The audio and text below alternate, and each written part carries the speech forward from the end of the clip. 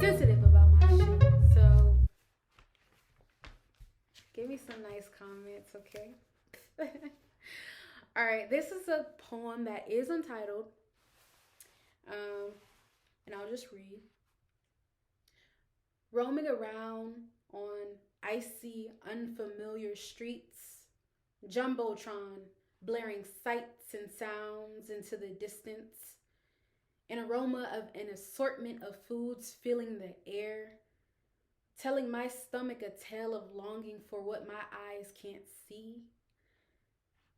My throat caught up with what my mind is racing about, therefore no words coming out giving shape to meaning, taking a step back and slowly stopping to grasp a hold of senses too appealing for movement, standing in this moment, realizing that moments of stillness captures the overwhelming intensity of movement.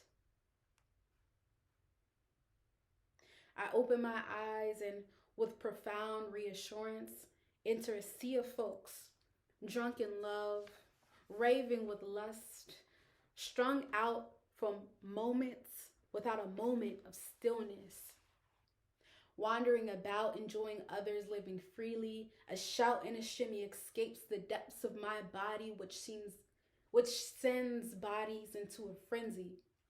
Flags flailing about, shouts vibrating into the unknowing air, ecstatic to know that releasing is freeing.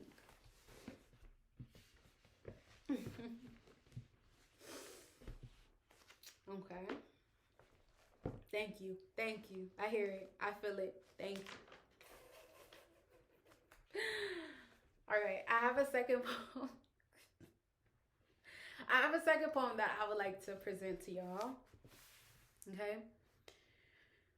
It's also entitled Chasing Shadows Etched in Concrete, only to turn up tombstones and decaying flowers upon my feet. Realizing that lies spoken with the breath of hope isn't enough for me to deal with, even with a microscope. Running towards what I can't see, surrendering to the whispers of the wind, seemingly promising a return of a fruitful giving season, giving reason to replace chasing shadows etched in concrete, with facing meadows laced with poppy, turning up a false sense of healing, yet a physical sense of living, realizing that to make sense of healing, all senses unimpaired must be fully engaged in dealing with emotions unspoken, unmedicated.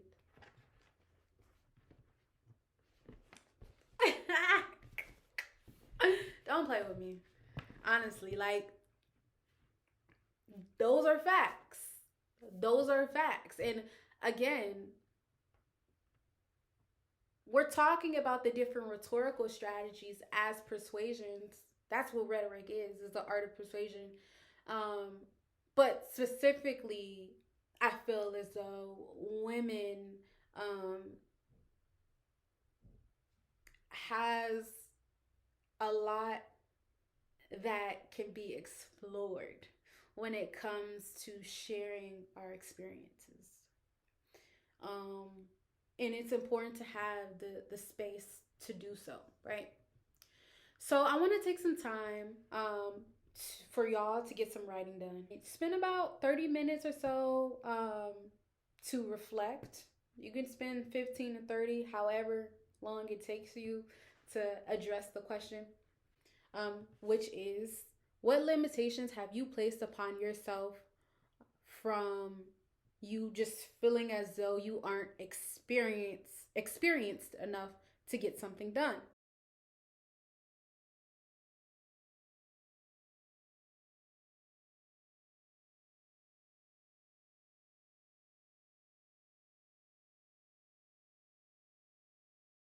Done.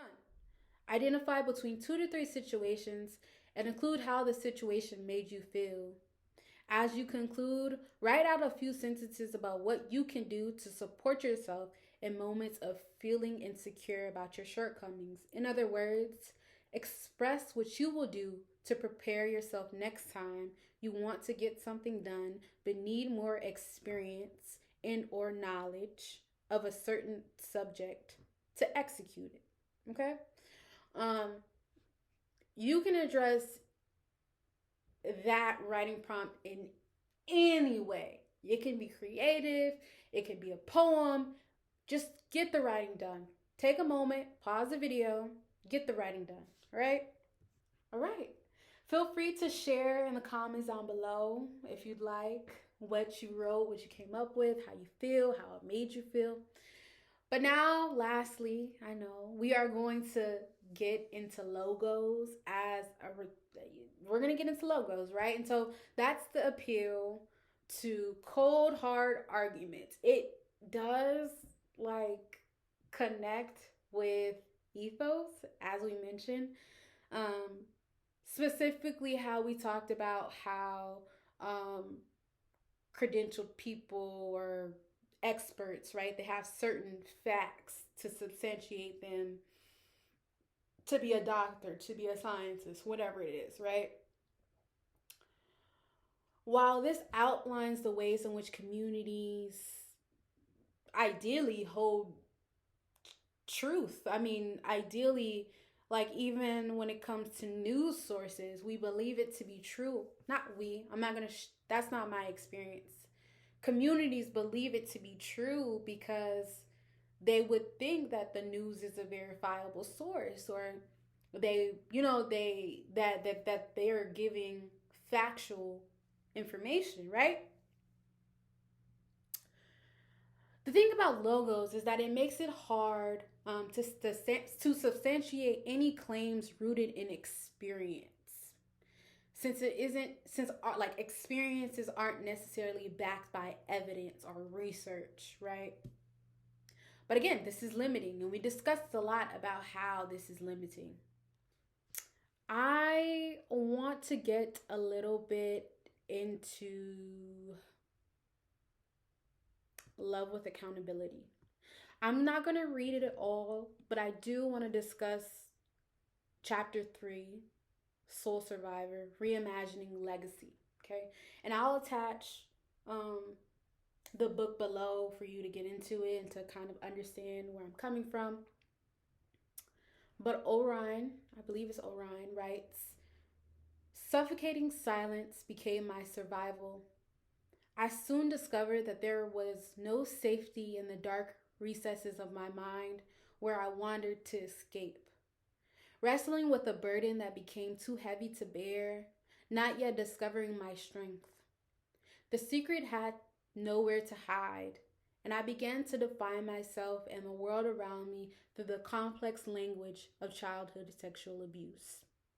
I know well the weight of secrecy, the intricacy of family, and the difficulty of speaking truth. And I'm going to stop it right there because I appreciate the ways that she opens up with acknowledging the severity of what it is like to not tell your truth, right? Like experiences that go unacknowledged. And with this being, again, about the rhetorical pill logos and the specific topic that is addressed in Love with Accountability, which is child sexual abuse, but is also an instance where we can understand how maybe perhaps if a child doesn't feel supported, doesn't have facts for their experience, how that might make them feel like they have to keep quiet. From a different scenario, right, where certain organizations piece together data and information about this topic. For instance, the RAIN, it's an organization that broadly covers this topic. Like they have data, but towards the end of like certain stats and reports, they note that Sexual violence, period, is notoriously difficult to measure, and there is no single source of data that provides a complete picture of the crime, right? And while this is a very extreme case, a very specific instance where we can understand how an experience is hard to measure, but to a certain extent, it's all about experience, So I want to kind of have us consider other instances where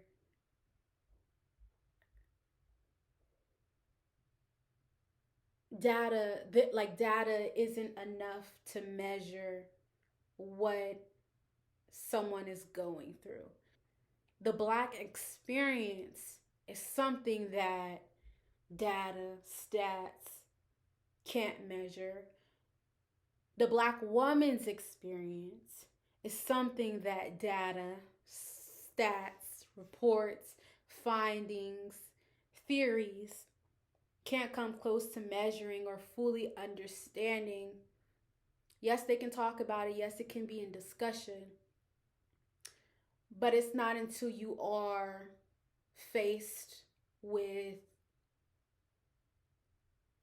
that lived experience of maybe going through these things that you understand the reality of it. So, in closing, I want to kind of again reiterate the importance of this workshop, the Art of Yoni Persuasion, right? Because I want to focus the importance of voice when we're speaking. Um, I'm actually a very shy and quiet person, like honestly. But when I'm passionate about something, it's easier for me to go into it, which is why I'm sharing and I'm talking today.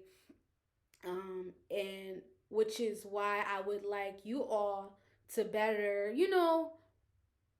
understand these rhetorical appeals of ethos, pathos, and logos in everyday conversation.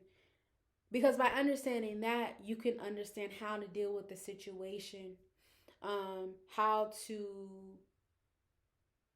understand what you're being called to do, understand who you're working with, who you're talking with, who you're engaging with, right? If somebody steps to you and just be like, oh, I'm experienced. Oh, I know this. And maybe try to intentionally make you feel like your experience as maybe a home chef, a house beautician isn't enough.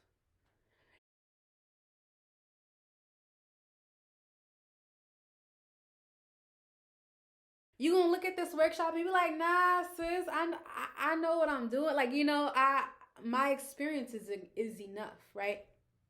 And so thank you all for joining me today. I will definitely share the different things of the things in the comment box. I hope y'all enjoyed the Art of Yoni Persuasion. Okay? And that's it. That's all I really have. It's your girl, Faith, Imani, Imani Hicks, the creator, also known as Work Miss Miyagi Work. And you are now tuning out of the Art of Yoni Persuasion.